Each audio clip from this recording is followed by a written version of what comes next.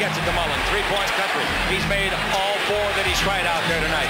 He dribbles, he stops, he shoots over Magic from 21 and hits another one. Mullin, the greatest outside shooting exhibition I've seen in years, maybe ever. Chris Mullin is one of the finest basketball players in the world. But to fully appreciate his greatness, one must first learn of his journey. Growing up in Brooklyn, New York, Chris Mullin was a boy with a dream. All my life, that's all I ever wanted to be, was an NBA basketball player. You would always see him running down the avenue, or you'd see him going to play at odd times. He had a key to his grammar school gym. He had a key to his high school gym. He just spent an enormous amount of time trying to improve his game. Chris's practice paid off. He was a high school and a college All-American, an Olympic gold medal winner, and finally, the #1 draft pick of the Golden State Warriors. You know, I thought that was the greatest thing. I'm coming out to California, you know, make good money, hang out, you know. Mullin was being hailed as one of the NBA's hottest young stars.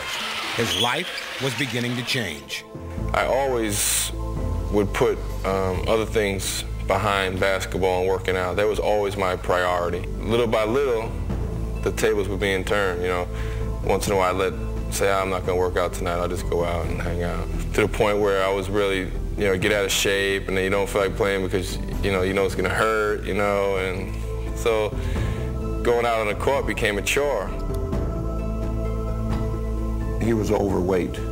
He was late for almost everything. And it manifested itself really in his preparation. He wasn't prepared to play physically or mentally.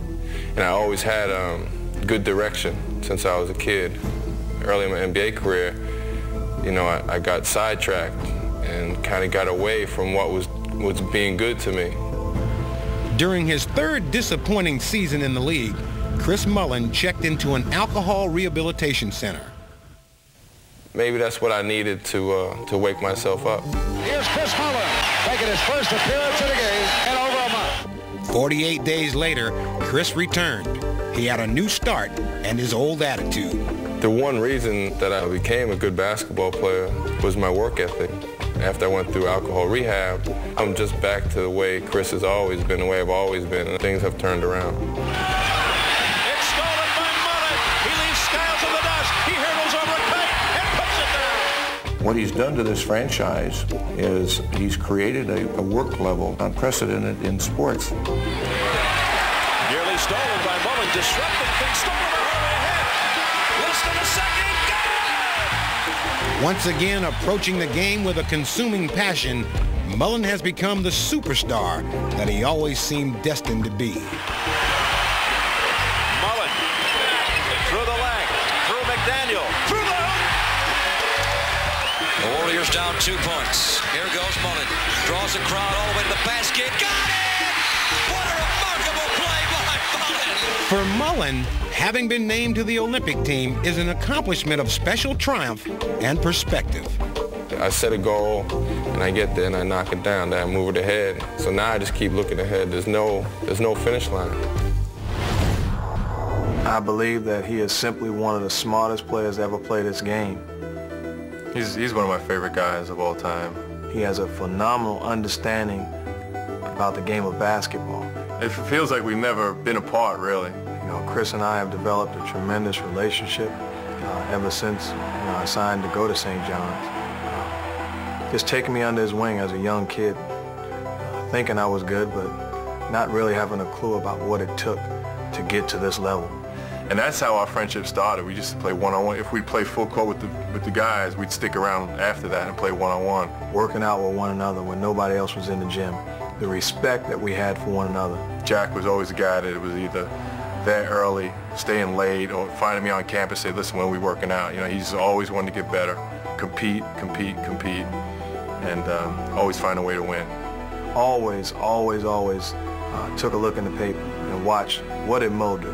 Did he do what he was supposed to do? What kind of numbers did he have? And then sipping the coffee or taking a piece of bacon, just smiling because he did it again. And obviously this time when I got traded, he's the first guy I called. And it was him on the other line saying that the trade had just went through. We met like the next day or 2 days later at St. John's. And to see how time worked its way, and to have him once again playing with me. I was like, yeah, this is nice, playing with him again. I mean, we picked up, I don't know how many years it's been since we played, and the guy was getting me layups and open looks. I was like, this is beautiful. You have to capitalize on the situation right now and have a hunger and a thirst to win the whole thing, because tomorrow's not promised. And I think that's probably the difference. When you're younger, you're a little nonchalant and, you know, there's always tomorrow. But when you start getting up there in years, you know, you don't always know when that next opportunity is coming. In the end, the trophy would be ours, the championship would be ours. There's only one ending, just winning the championship. And it would be simply off of a driving kick with Chris Mullin stroking a 20-footer that hits nothing but the bottom of the net.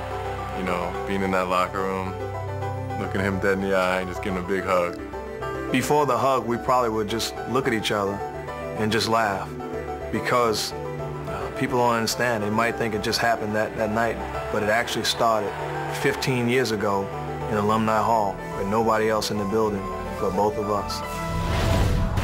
Mullin through the leg, through McDaniel, through the... Here's Mullin, spins away from Robbins, and that's Mullin all the way with the finger roll. Mullin, pump fake, lost Rodman, 18-footer, nailed it. Yeah, it's been a long time, you know, but it's always kind of nice to finish up things where they started. Hey, this is Ron TMC right here, me, Mullin, Mitt. Hardaway, pass breaking down to Mullin, the shovel, the Richter reverse, push the foul. Now we've seen everything. Run DMZ meets Run TMC. Oh, it was very fun. Very fun. Getting up and down, scoring a lot of points. We won some games, got in the playoffs a little bit, and looking back, it probably wasn't the best team I played on, but it was definitely the most fun team I played for. The best team he played for was the 1992 Olympic Dream Team. Pierce is also a 5-time All-Star, and last season he got a taste of the NBA Finals with the Indiana Pacers. He's been in the trenches, he's had success in this league, and he's just a good guy to have around. As a teammate, I think there's very few things, if any, that a guy may come to me that I haven't been through myself or haven't seen. It's one of the things that you just notice. The players around, they'd say, well, he's spending extra time. Maybe I should spend some extra time, or, watch a little bit more film. So I think the work ethic, he has a great one, and hopefully that will also rub off. Oh, Mullin's going to take a long three. Well, he can always shoot, and he still can do that. He hasn't gotten much slower because he was slow to begin with, so he still kind of has a lot of the same things that he had a few years ago. I think skill-wise I'm okay, you know what I mean? I'm the type of person anyway, you just give all you got. So when I am playing, I'm not thinking that, I can't do this anymore. I'm trying to do what I did as well as I can.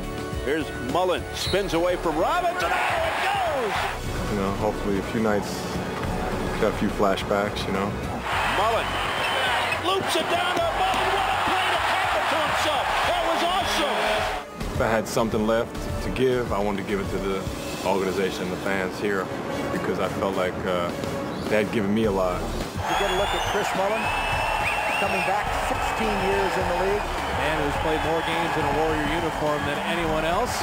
Work 2 hours a day, hang out in San Francisco Bay Area, shoot baskets.